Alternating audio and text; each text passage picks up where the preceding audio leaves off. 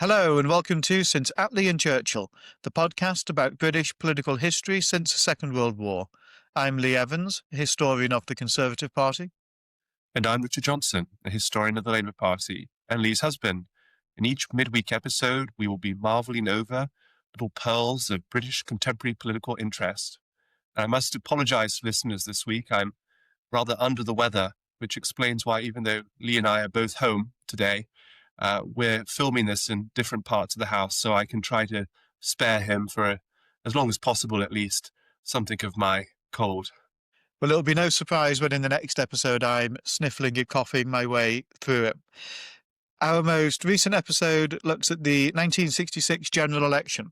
It's the first in our new mini-series looking at the Heath versus Wilson electoral battles that took place between 1966 and 1974. We've been really pleased by the response to that. It's our fastest downloaded podcast ever, and that's available now wherever you get your podcasts from, including YouTube. This is our midweek episode, though, in which Richard and I look at things that have piqued our interest within the last couple of days. So, Richard, why don't you get us started? Yeah, so my matter of interest this week is Andy Burnham's path back to Parliament. There was a story on the front page of this week's Sunday Times which claimed that Andy Burnham had located a parliamentary seat where the incumbent Labour MP was willing to resign in order to make it possible for Burnham to return to the House of Commons and therefore to be eligible to stand in a leadership challenge against the Prime Minister Keir Starmer. What I found rather frustrating about this piece, other than the fact there wasn't actually much detail in it at all, was that it didn't engage with the question as to whether the Labour National Executive Committee would allow Andy Burnham to stand as a candidate in the first place. This, I think, is not a trivial question, and I think it could be perhaps the decisive stumbling block in his leadership ambitions. The rules of the Labour Party say that any incumbent directly elected mayor, and of course Burnham is the directly elected mayor of Greater Manchester, has to seek explicit permission from the National Executive Committee if they would like to stand for a nomination for a parliamentary constituency. Now, the National Executive Committee is made up of a combination of representatives of the Labour leadership. So, for example, Keir Starmer and Lucy Powell, the deputy leader, sit on it. The chief whip sits on it. There are representatives of the Labour membership. There are representatives of various different sections of the Labour Party, such as the youth section, the disability section. There are representatives of the backbench Labour MPs, and there are representatives of the trade unions. Now, I think a good piece of journalism would actually delve into where the different factional allegiances lie on the NEC.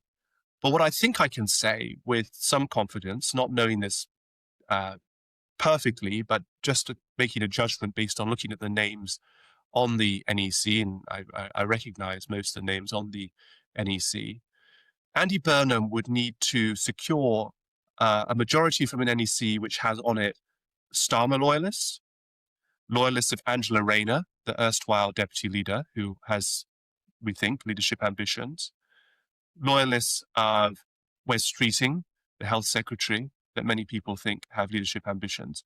And I think if you put together the Starmer loyalists, the Rayner loyalists, and the Streeting loyalists, I think you get to a majority of the NEC that is anti-Andy Burnham. Now, when I put this out on X, the platform previously known as Twitter, I received some pushback from some commentators. John McTernan, who had been a political advisor to Tony Blair, issued the following tweets. He said, "If the movement demands change, the NEC will be the channel, not the dam. Burnham has the voters. That gives him the votes. The Labour Party is not a suicide pact." In addition to this possibly being a haiku, McTernan's riposte to me, I think, doesn't make a great deal of sense. Why on earth would the supporters of Starmer, Rayner and Streeting willingly open the door to a candidate who would likely defeat all three of their preferred candidates for the leadership of the party. Now, some would push back and say, and Professor Rob Ford at Manchester University, a fellow alumnus of Nuffield College, where I studied as well, said that he thought that even if the NEC can block Burnham, they wouldn't in practice because there would be a revolt from the Labour Parliamentary Party. Well, maybe, but I'm not quite sure how that would manifest itself. What would a revolt look like? This is not a revolt on a piece of legislation. You know, there have been U-turns that the leadership has had to make because of disquiet from Labour MPs, but that's been on specific matters of policy. There's no other way that Burnham can enter into Parliament without the blessing of the NEC, unless he were to, in an extraordinary circumstance, stand as an independent or something like that, and then try and repetition for his Labour membership once he re-entered Parliament. But I mean, that seems extremely unlikely and fraught with all kinds of problems. And the NEC has shown its willingness to exercise quite a profoundly hard-edged approach to party factional politics. Indeed, many of the members of the NEC from the constituency section before the general election then parachuted themselves into safe Labour seats that they had no connections to during the general election. And that's pretty brazen. I think a lot of people would be annoyed, upset with that. I certainly was and remain so. If they're willing to do that, and many of those people have now returned onto the NEC as representatives of the Parliamentary Labour Party, why would they not be prepared to block Andy Burnham? It's a very interesting thought, and you're surely right that the National Executive Committee of Labour has shown themselves to be pretty ruthless in terms of using selection procedures to advance their own interests in recent years. It didn't get a huge amount of scrutiny, with the noble exception of Michael Crick, who on Twitter with his Tomorrow's MPs account did a lot of work really to expose what was going on around parliamentary selections. But otherwise, it went pretty much under the radar. Of course, if they were to do that with Andy Burnham, as one of the most famous Labour politicians in the country, it would not be an under-the-radar operation, right? It would be exposed very much by the media. It'd be the big focus of attention. And in that sense, it would be quite awkward for them to block Burnham from standing. But I think I would take the view that you do, that it's certainly possible. And it's possible for a couple of reasons, not least because there is more than Starmer who has a serious vested interest in keeping Andy Burnham out of Parliament and therefore out of the race to be the next leader of the Labour Party. The challenge for the NEC, I think, would be coming up with a procedural or a technical or a substantive reason why Andy Burnham couldn't be on the shortlist or be the candidate for a by-election if a seat were to be found and if somebody was to resign their seat and make way for him. That isn't just, well, we don't want him to be there because it's a threat to Starmer, Rayner, Streeting, or so on. They'd have to find something which sounds more legitimate than that. I think there are a couple of things. So one that I would just throw out there is the fact that Andy Burnham does have an incredibly senior elected position already. Now, just last year in 2024, he was re-elected to be Mayor of Greater Manchester. I'm not going to offend people in the Midlands by saying Manchester is now this country's second city. But, it's a very serious major city in this country. Greater Manchester itself is much bigger than just what we think of as core Manchester. It goes right the way down pretty much to Cheshire, includes places like Bolton and so on. It's a huge area. It's a big driver of the economic potential of the Northwest in particular of this country. And it's a very serious job that he has. And it would not be completely out of the question, I think, for the NEC to turn around and say, look, it would be a betrayal of the voters who elected you just last year for you to now go and try and stand to be a member of Parliament instead. Broadly speaking, we don't recognise this as being positions where you could hold them both at the same time, nor do we think that the people of Greater Manchester should be put through a by-election just so that you can try and fulfil your ambitions to be an MP again and take that wherever you may wish to take it to the leadership or elsewhere. So I think that would be one option where the NEC could turn around to him and say, thanks for your application, Andy, but actually we think you've got a better job to be doing in the Northwest. And just to build on that, the rules of the Labour Party say that you must resign your local government position when you're elected a Labour MP. I hadn't quite realised that this applied actually even to councillors. I was reading the Labour rule book this morning, as you do, and it says, on election to the House of Commons, Labour MPs who hold office as a local councillor or as another form of elected representative of the party must resign those positions.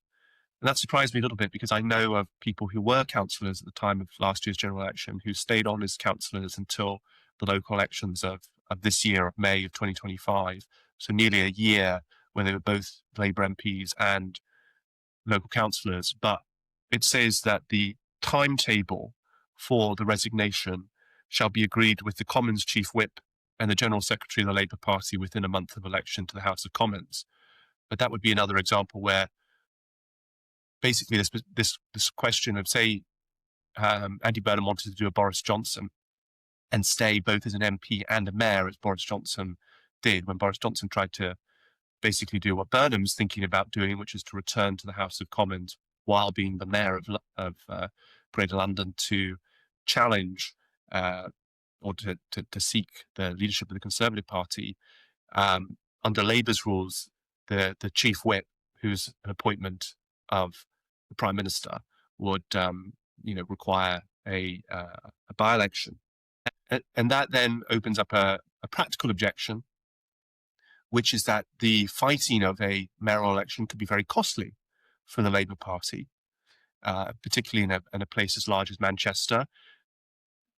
Reform would probably pour a lot of money in. I mean, I'm not saying Greater Manchester would go reform, but they've got this huge donation now, so why not spend money in that election to try and promote the party and force Labour to spend its money? Labour's finances are a bit tighter than Reform's finances.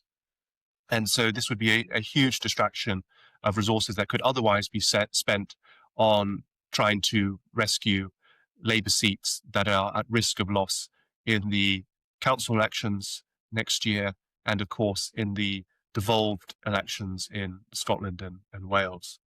I rather think more than reform in Greater Manchester, what could be a big risk for Labour would be an independent candidate for mayor. I think these mayoralties are in some ways, and we've not really seen it happen yet, but I think they are in some ways quite well set up for independent candidates, people who are deeply connected to a certain part of the country and can make quite pragmatic, parochial arguments about why they ought to be elected beyond the party ticket. I mean, it's quite easy to think of the Greater Manchester mayoralty as being about as safe for Labour as it can be, because Burnham has consistently got more than 60% of the vote. He's done very, very well in these elections. But I do think, given where Labour is polling nationally at the moment, and the fact that it's not that easy for me to think of somebody who would have as much of a high profile as Burnham going into a by-election to be his replacement, I can begin to see some ways in which you could have a strong independent candidate who might go for that and could actually be a big threat to Labour. And added to that, I think you would see a strong effort from the Greens to try to appeal to the younger left-wing voters who live in many parts of Manchester. It's a place that has attracted more and more young professionals. You were one of them, although not a Green voter by any stretch of the imagination, Lee. You might see someone who would stand to represent some of the Muslim communities in Greater Manchester that would take away votes that otherwise might have historically gone to a Labour candidate. So I think you're right. It could be absolutely a very fragmented and messy contest. The other way I think that the NEC could provide a reasonable pretext for denying Andy Burnham's petition to stand as a Labour candidate is the party's position on gender parity. Between 2019 and 2024, a majority of Labour MPs were women.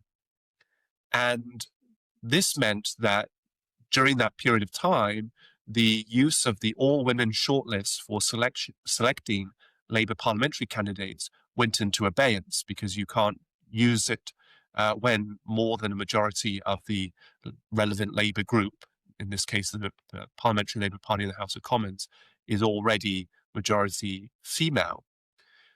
I think this is another thing that some journalists have forgotten. Particularly, it does seem that our journalistic class have very, very short memories. We have some very good journalists we know and who listen to this podcast, so of course them accepted. But there are some who almost can't think back to what was the case 10 years ago in the Labour Party. But all women shortlists have been used since the 1990s as ways of preventing certain male candidates from getting a seat that they might otherwise be interested in getting. And at the moment, the Parliamentary Labour Party in the House of Commons is 46% women. So I think, therefore, if a female MP stood down in an effort to try and help Burnham, I think the NEC would definitely say that the person who succeeds that woman MP should also be a woman. But I think even if a male MP stood down, the NEC could say that we want to achieve a 50-50 Parliamentary Labour Party by the end of the Parliament, and therefore we will insist on an all-women shortlist for future by-elections. It was the case that in the one by-election we've had in this Parliament, the Helsby and Runcorn by-election, the Labour candidate there was a woman. And it's up to the discretion of the NEC to make that call. And I do think that there are plenty of people in the Labour Party who care very strongly about women's representation, who feel very strongly about the fact that Labour still has never elected a woman to the leadership of the party, even though now the Conservatives have had 3, that they would not look kindly on an Andy Burnham who I'm sorry. It's 4 women leaders of the Conservative Party. Actually, I forgot about Liz Truss. You blink and you can miss her. But I think there would be some Labour MPs and members and activists who would be rather cross if Andy Burnham said, I am more worthy of being an MP than the mission of having gender parity in the Parliamentary Labour Party. Maybe that doesn't mean a lot to people outside of Labour, but I do think that there are a lot of people in Labour who do care and feel very strongly about gender representation. In some ways, it would be gut-achingly funny to see a candidate who's positioning themselves as being on the progressive soft left of the Labour Party, like Andy Burnham, desperately ambitious to get back into Parliament and take on the leadership, be blocked by an argument that in almost any other context he would quite probably make himself, because it would be helpful to make it, i.e. that there should be an all-women shortlist in order to get the Labour Parliamentary Party closer to gender parity. I think he would really struggle to know what to say in response to an NEC ruling that this was going to be an all-women shortlist on any by-election. And it's just one of the trepidations that I think that Andy Burnham and his supporters should have as when approaching this. I also think even if he manages to pull it off, even if he could navigate all of these challenges with the NEC, then the big question really is, where in the country right now could Andy Burnham win? Which is an extension, of course, of the question of where in the country could the Labour Party win a by-election. Runcorn and Helsby was a pretty safe Labour seat. They managed to lose it, only just. Of course, they lost it by just 6 votes. But you look at the polling at the moment, you look at lots of the local government by-election results, and you wouldn't necessarily fancy Labour's chances almost anywhere.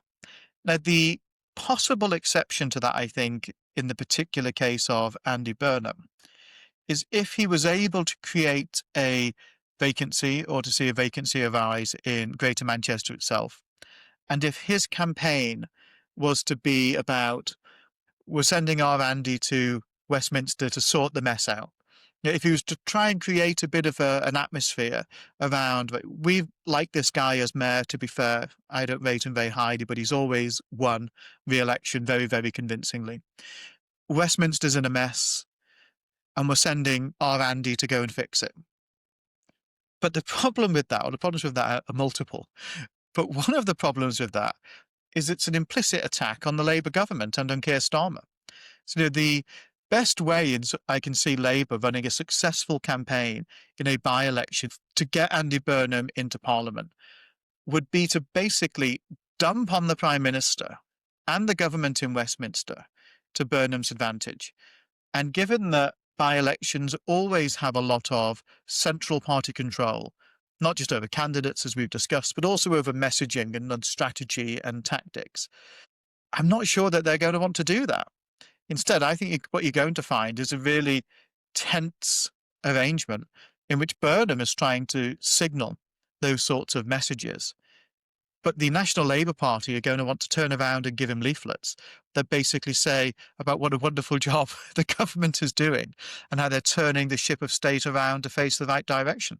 And the one thing that nobody would want to see happen in the Labour Party, and I think would be reputationally ruinous for Andy Burnham, would be if he has been as blatant as he has been about his ambitions, brings about a by-election, becomes the candidate, stands, and loses.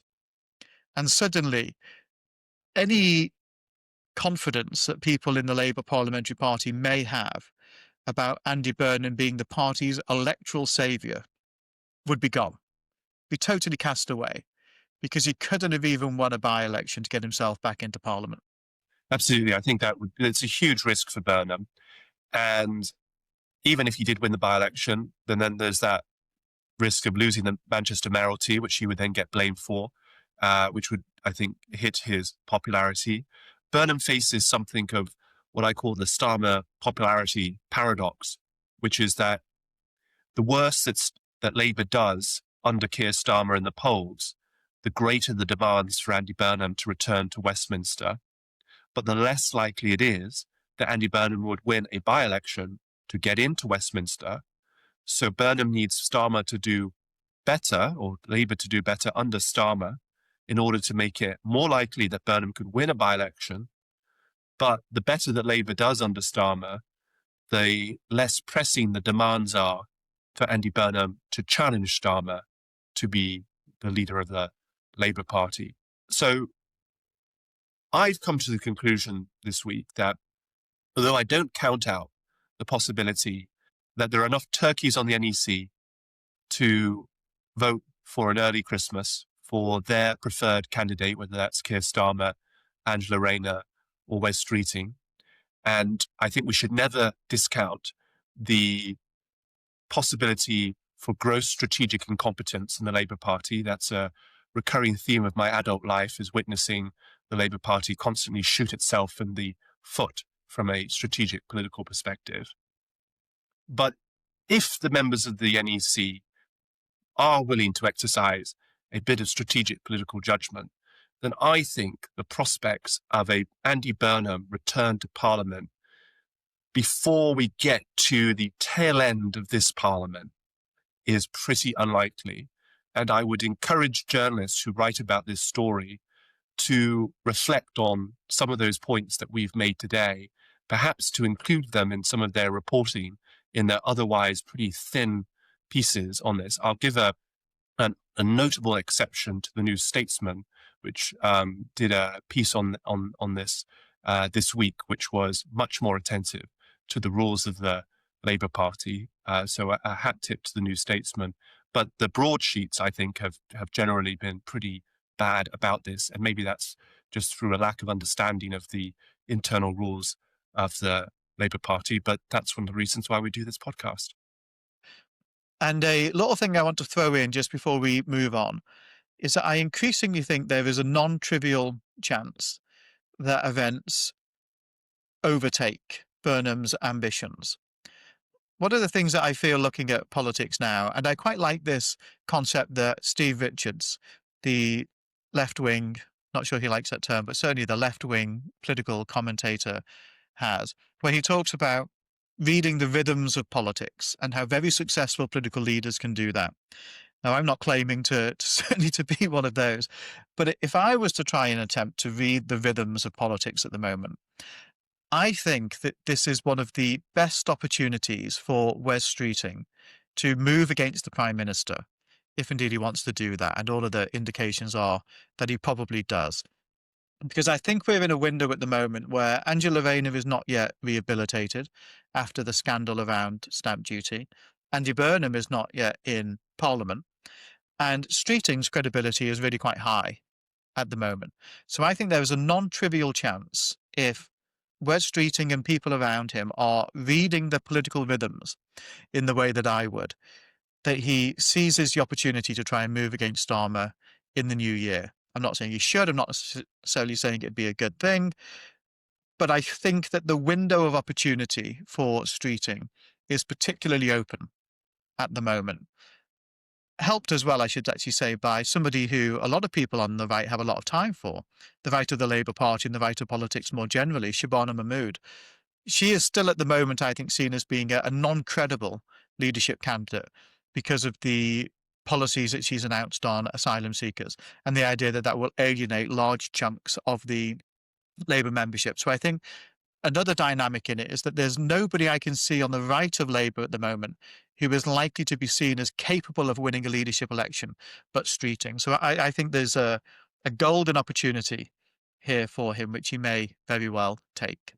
We're just going to have a quick break and then we'll be back in just a moment. And we're back. So, Lee, what is your matter of interest this week? Well, there was a news story that caught my eye the other day in the Financial Times. And it was the suggestion that Nigel Farage had said to some Reform UK donors that there would be some sort of pact or electoral arrangement between Reform and the Conservative Party at the next general election. Now, it's worth saying Farage denied that categorically. But in some respects, it did ring true, partly because the Financial Times is a very serious newspaper. I don't think they would print it without a solid basis for doing so. And secondly, because if you have a conversation with people on the right of politics at the moment, they don't take the view, on the whole, that Farage does, i.e. the Conservative Party is dead, Reform is the only game in town. Instead, they take the view that the right is split. And the risk of the right being split is that Labour, or some combination of Labour, the Lib Dems, the Greens, Plaid, the SNP, stay in government after the next election. And it's not difficult to imagine at all how a conversation with Reformed donors, who may not necessarily hold the vitriolic views that Farage and some other people around him do of the Conservative Party, could have been asking about an arrangement. But that's not what I wanted to focus on as such. I didn't want to talk about whether or not they should or shouldn't. I wanted to talk about whether or not either of the parties really has to, and whether or not political parties today really need to make pacts, or whether or not certain factors within our politics do the job for them. So one of the concepts I've been quite interested in recently is Britain's changing political geography. There are some really obvious examples of this. So the strength of the SNP in Scotland in the last decade or so. Of course, the SNP, for self-evident reasons, don't stand outside of Scotland. So that's a very particular geographical phenomenon. Same goes for Plaid in Wales. And there is, of course, also Northern Ireland, which obviously has very different political dynamics to the mainland United Kingdom. But there are other factors that aren't just about the different nations of the United Kingdom. For example, the Lib Dem and Labour relationship in different parts of England in particular. And I increasingly wonder whether or not, when you combine this changing geographical landscape of electoral politics in Britain with enhanced awareness about local tactical votes, whether or not you actually need to have pacts between the parties, or whether or not what ends up happening is that voters are shrewd enough to know which is in the case of the last general election, which is the anti-Tory most viable party in their part of the world. Or in the case of looking ahead to the next general election, in which both Conservative voters and Reform voters say the party they are most keen to vote against is the Labour Party. Who is the most credible anti-Labour candidate from the right going into that general election? There's lots of data around this, which we can talk about and unpack. But so one of the signs, for example, that voters are becoming really quite sophisticated in terms of how they do this, just at a very high level, is that even though at the last general election the Lib Dems soared from about a dozen MPs to 72, the number of constituencies in which the Liberal Democrats lost their deposit also soared from 136 to 229. So what you see there, what that speaks to, is a shrewd tactical vote on the part of, in that case, anti-Tory voters to try and get the outcome that they want. And I don't necessarily think that that need be restricted just to perceived parties of the left or perceived anti-Tory or anti-reform parties. There could be evidence of that phenomenon also playing out on the right at the next general election.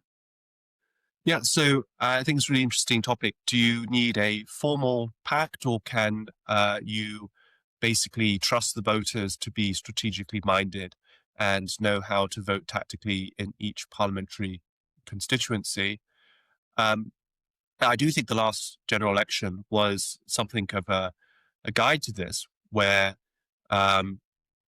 just thinking from my own perspective, the constituency that we live in, Witney, has been a Conservative seat for many years. It was the seat of David Cameron. It was the seat of Douglas Hurd. And now it's represented by a Liberal Democrat. And as a member of the Witney constituency Labour Party, we wanted to campaign for a Labour victory in Witney, or at least to put in a good effort. And I think this isn't revealing too much to say to listeners that at least in my view, the National Party made that more difficult than it needed to, but that in some ways was perhaps indicative of some kind of gentle pact that Labour may have had with the Lib Dems. So in the first instance, we were not able to select a local candidate, even though we do have some local councillors in Witney who would have been perfectly credible. We had a candidate who was a very nice person, and I don't mean to disparage the candidate that we did select in Witney, but he was a councillor on the other side of London. I'm not sure, quite frankly, had spent a great deal of time ever in the constituency. And of course, that person's address appears, or their home constituency appears, on the ballot paper. So that signals, I think, to voters, first of all, that Labour's not taking this very seriously. If the Labour candidate is standing in some far-flung part of the country relative to the Lib Dem candidate who lives locally, and you can see that when you literally go to vote. The second thing is that we were given a hard time, and again, I don't think I'm revealing too much because I think this was reported in outlets like Labour List. We were given a hard time when we wanted to do door-to-door canvassing during the general election, so much so that our ability to access the kind of the voter file for helping assist when you go canvassing. It used to be called Contact Creator. People now call it the Doorstep app, even though it's not an app. It's sort of a browser-based thing. Eventually that was shut down, and we weren't able to access that to do canvassing in our local area in the lead up to the campaign. We were being told that we need to redirect our efforts to target constituencies. Okay, fair enough, but that's a pretty ruthless form of targeting, and some members were basically unable to do anything during the general election because the constituency we were given was not somewhere you could access from here on public transport. It was a good 45-minute, hour drive away, and so it just sort of shut down local political activity.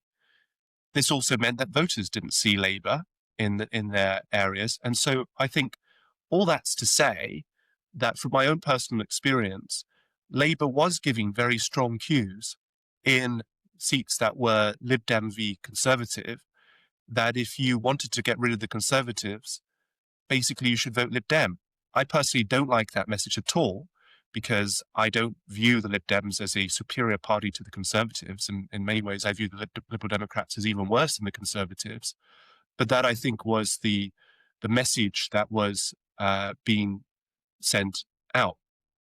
So I think there are ways in which parties can deliver cues to voters at a constituency level that encourage this kind of tactical voting. You raise a very good point that whilst it doesn't have to be a pact, both of the parties involved do to some degree for this to really work out, have to be playing the same game and have some common agreement on the political landscape, i.e. what is a target seat for which of the respective parties, and be willing to try and do things that withdraw part of their own effort to the anticipated advantage of the other party.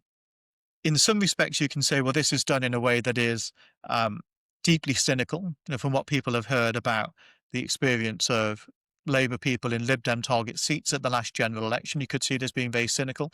The Labour defence that some people would make of that is that it was a strategic imperative for the Labour target seats, and that Labour had decided this was not a target seat for them, and it was a strategic imperative to redirect any of the resources that they had to the seats that would get them to 326 seats and therefore a parliamentary majority and upwards.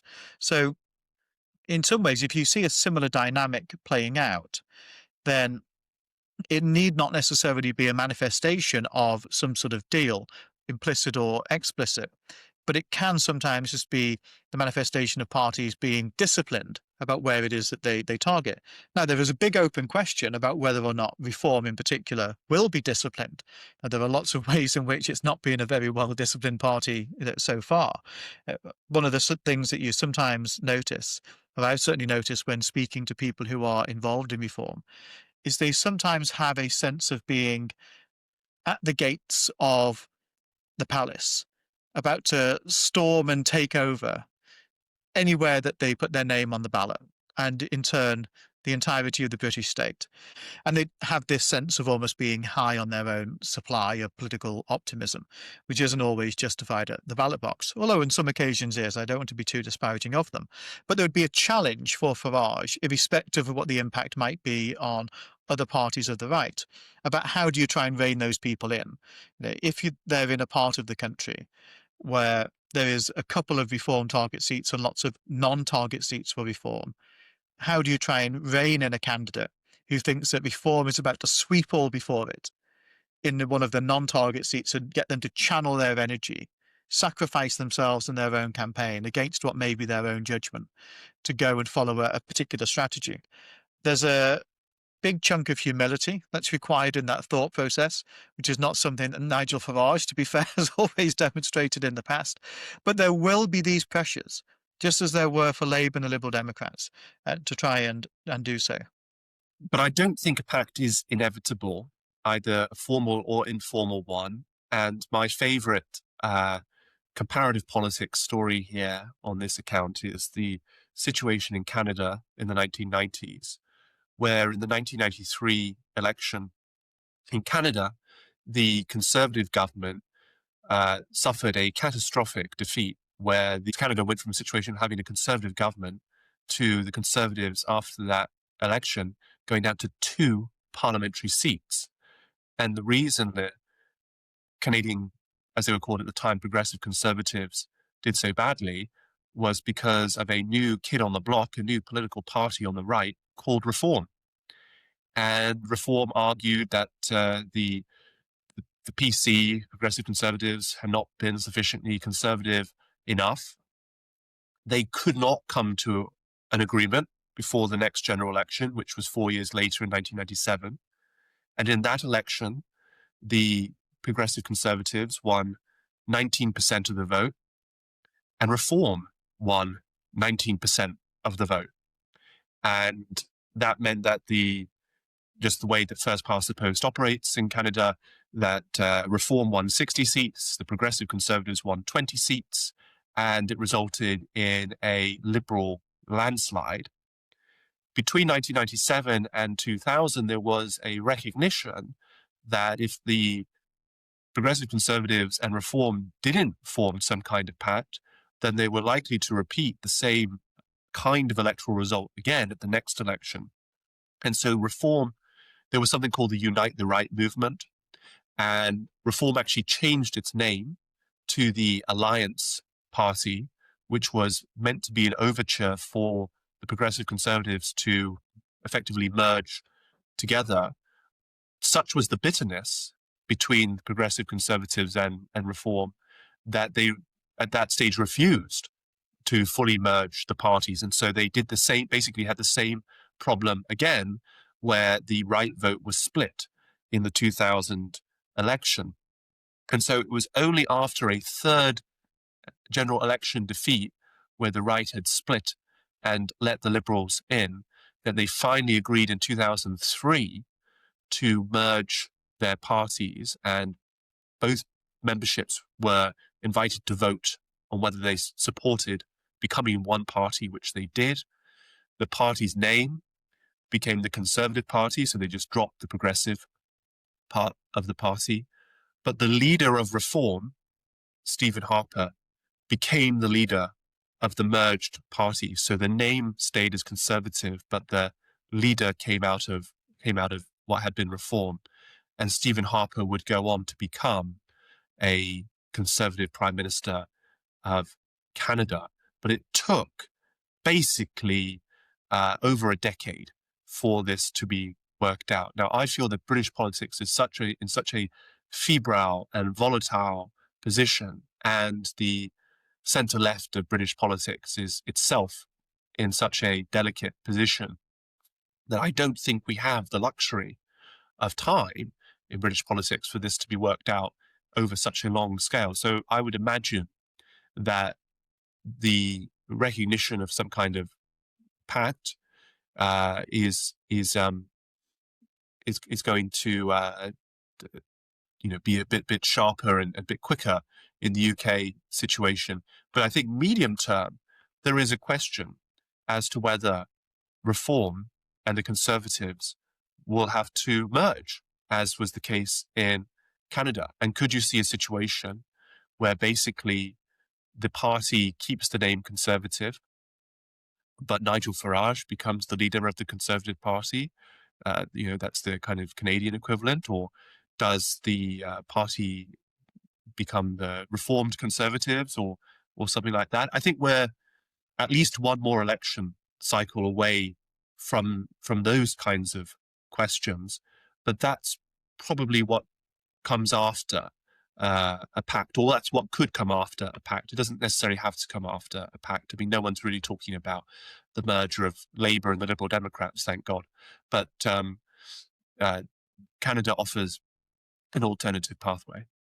Lots of warnings from over the Atlantic in lots of different respects.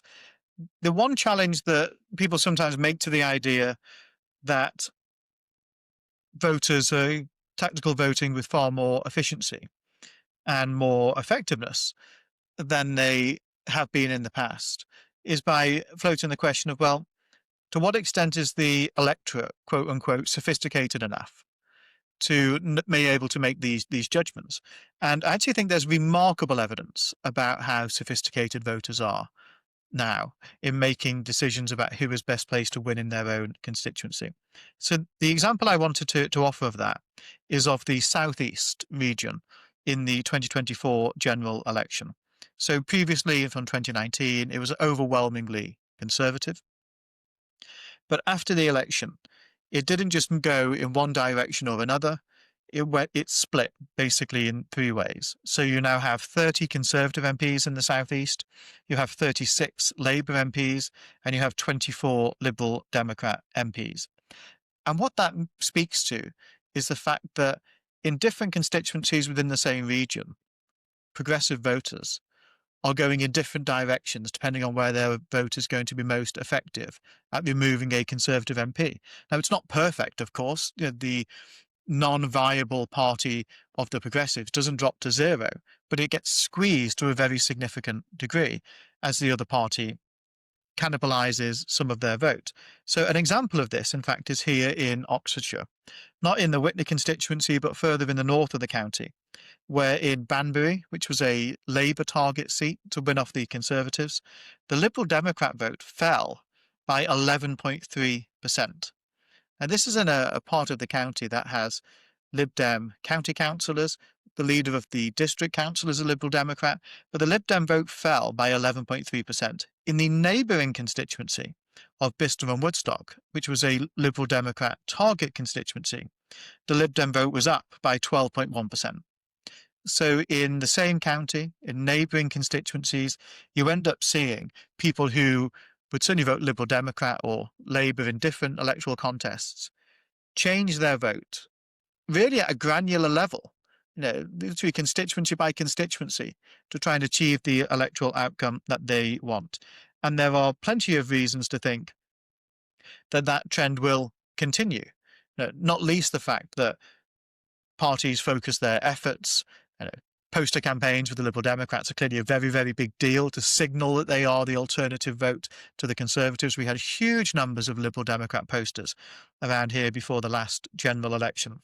But also, one of the phenomena that's going on, I think, is that we sometimes think of the internet age and the media as nationalizing or globalizing the way in which we think about politics. And there are signs of that, of course. You see the way in which a lot of our political class or people in general can be quite America-brained about the way in which they think about things. So there is evidence for that.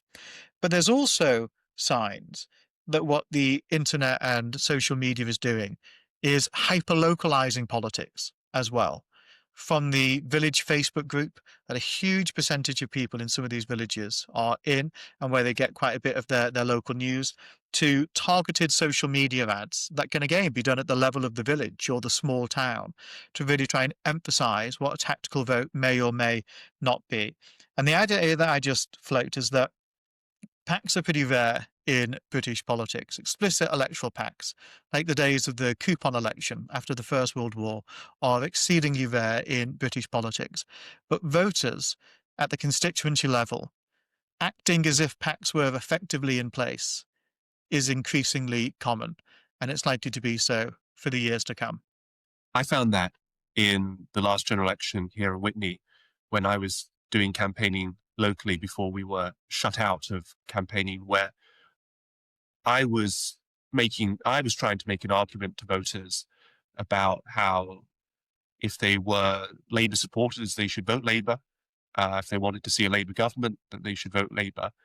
And so many voters were wise to that, basically, and said, but this is a seat where it's a Lib Dem Conservative fight.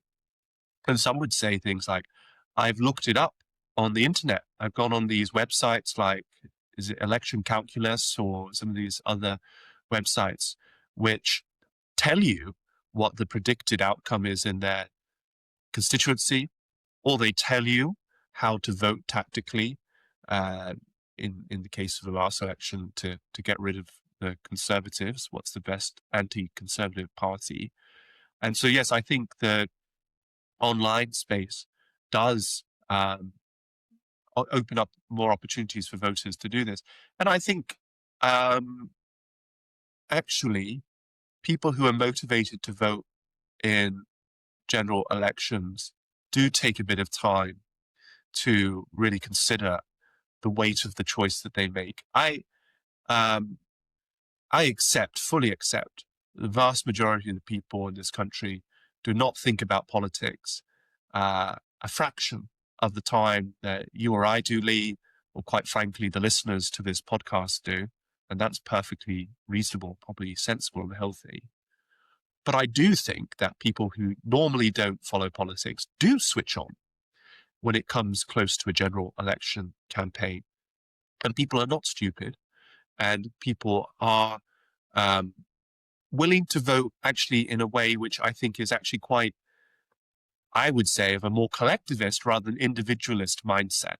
That's one of the things I actually like about first past the post, is that it does cause you to think of the consequences of your vote relative to other people in your community. And although I'm not someone who personally votes tactically, because I'm just a diehard Labour voter, come what may, a lot of people who aren't do think about, well, okay, how are the other people in my community voting? How are my neighbors voting? What do I see around me?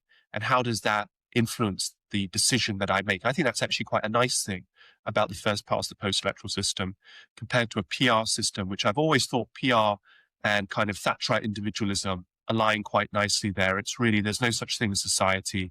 It is just what I want for myself.